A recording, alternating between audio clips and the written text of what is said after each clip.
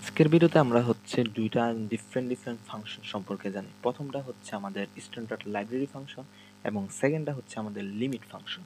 প্রথমে আমরা শিখি হচ্ছে স্ট্যান্ডার্ড লাইব্রেরি ফাংশন কি। লাইব্রেরি ফাংশন হচ্ছে math.h ফাংশন, যেখানে হচ্ছে আমরা ম্যাথের বিভিন্ন টার্মের ক্যালকুলেশন করতে পারি, যেমন স্কোয়ার রুটের ক্যালকুলেশন, সাইন কস, টেন কট, এরকম দেন হচ্ছে লগের ক্যালকুলেশন, এরকম যে ডিফিকাল্ট ক্যালকুলেশনগুলো আছে সেগুলোকে আমরা হচ্ছে স্ট্যান্ডার্ড লাইব্রেরি ফাংশনের মাধ্যমে সলভ করতে পারি। তো স্ট্যান্ডার্ড লাইব্রেরি ফাংশন আসলে কিভাবে কাজ করে, তার জন্য আমাদের প্রথমে স্ট্যান্ডার্ড ফাংশন লিখলাম, দেন হচ্ছে আমাদের লাইব্রেরি ফাংশনের জন্য আরেকটা জিনিস অ্যাড করা লাগবে, সেটা হচ্ছে হ্যাশট্যাগ ইনক্লুড। এবার হচ্ছে আমাদের ম্যাথ.h অ্যাড করা লাগবে, ম্যাথ.h, এটা হচ্ছে স্ট্যান্ডার্ড লাইব্রেরি ফাংশনের জন্য। ওকে, তারপরে আমার সিম্পল আবার নর্মাল হিসাব নিকাশ। সাপোজ আমি হচ্ছে এই প্রোগ্রামে আমি একটা স্কোয়ার ভ্যালু বের করব, তার জন্য আমি কি করতে পারি, তাই তো? তার জন্য আমি suppose integer x is equals to আমি নিলাম 9। আমরা সবাই জানি 9 এর স্কোয়ার ভ্যালু হচ্ছে, স্কোয়ার রুট হচ্ছে 3। তো এখন এটাকে যদি আমি করি, দিলাম রেজাল্ট, আমি কি করব, আমি করব স্কোয়ার রুট। তার জন্য স্কোয়ার রুটের শর্ট ফর্ম হচ্ছে SQRT। কাকে স্কোয়ার রুট করব, আমি এক্স কে স্কোয়ার রুট করব। স্কোয়ার রুট করার পরে প্রিন্ট করব কি, %d, যেটা হচ্ছে আমাকে রেজাল্ট। ওকে, 3 আসলো কে কারণে, কারণ 9 এর স্কোয়ার রুট হচ্ছে 3। ওকে, এই তো গেল আমার স্ট্যান্ডার্ড লাইব্রেরি ফাংশনের কাজ। স্ট্যান্ডার্ড লাইব্রেরি ফাংশনে আমরা সবসময় ম্যাথ.h এড করব, তারপর হচ্ছে লাইব্রেরি ফাংশনে যেই কঠিন ক্যালকুলেশন টার্ম আছে সেগুলোকে আমরা সমাধান করব বা সলভ করব। ওকে, এবার আমাদের হচ্ছে সেকেন্ড টার্মটা ছিল আমাদের লিমিট ফাংশন। লিমিট ফাংশন কি সেটা আগে একটু পরে বুঝি। ফার্স্ট টাইম একটা প্রোগ্রাম লিখে হ্যাশট্যাগ ইনক্লুড stdio.h, দেন হচ্ছে দিলাম ইন্টিজার মেইন,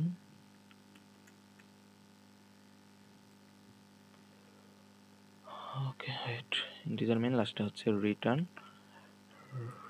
0। ওকে, ফরম্যাট করি। দেন সাপোজ আমি নিলাম ইন্টিজার এক্স, নিলাম যেখানে এক্স এর ভ্যালু হিসেবে আমি সাপোজ অনেকগুলো নাম্বার শো করি। ওকে, অনেক বড় একটা বিশাল বড় একটা নাম্বার দিলাম। এখন আমি চাই নাম্বারটা হচ্ছে প্রিন্ট করতে, করি তো প্রিন্ট %d\n, কমা কি হবে, এক্স প্রিন্ট হবে, তাই তো? আমি যদি এবারে যদি আউটপুট বের করি কি হয়, আমার কি মিললো, আমার এক্স এর ভ্যালু ছিল কি আর আসলো কি, সম্পূর্ণ তো আলাদা ভ্যালু, একটা আরেকটার সাথে কোনো মিল নেই। এরকম বড় বড় ফাংশনকে যখন আমরা ভ্যালুকে যখন আমরা প্রিন্ট আউট করতে যাব, তখন আমাদের যে কাজ করা লাগে সেটা হচ্ছে আমাদের লিমিট ফাংশন ইউজ করা লাগে। তার জন্য আমাদের এখানে একটা ফাংশন লিখতে হবে, সেটা হচ্ছে limits.h নামে একটা ফাংশন ইউজ করা লাগে। এবং limit.h ফাংশন করার কারণে আমরা হচ্ছে ইন্টিজার ইউজ করতে পারবো না, এখানে ইউজ করবো আমরা লং। এবং এই লং ইউজ করার কারণে এখানে %d এর পরিবর্তে আসবে LD মানে হচ্ছে লং ইন্টিজার। এবারে যদি আমরা প্রিন্ট আউট করি, এবারেও কিন্তু আমাদের মান আসলো না। কি কারণে আসলো না, কারণ এই মানটা লং এক্স এর যে ক্যাপাসিটি, সেই ক্যাপাসিটি থেকে এই মানটা হচ্ছে বড়। তো এর তো বড় মান বের করার জন্য আমরা কি করতে পারি, সের জন্য আমরা আরেকটা লং ইউজ করব। এবং এখন এখানে কি করব, আরেকটা এল যোগ করব, LLD মানে হচ্ছে লং ইন্টিজার।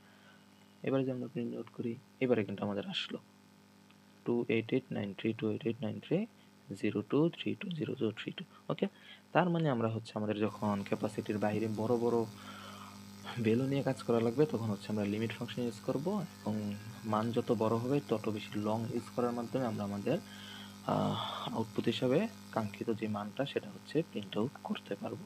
এটাই হচ্ছে লিমিট ফাংশনের কাজ। ওকে।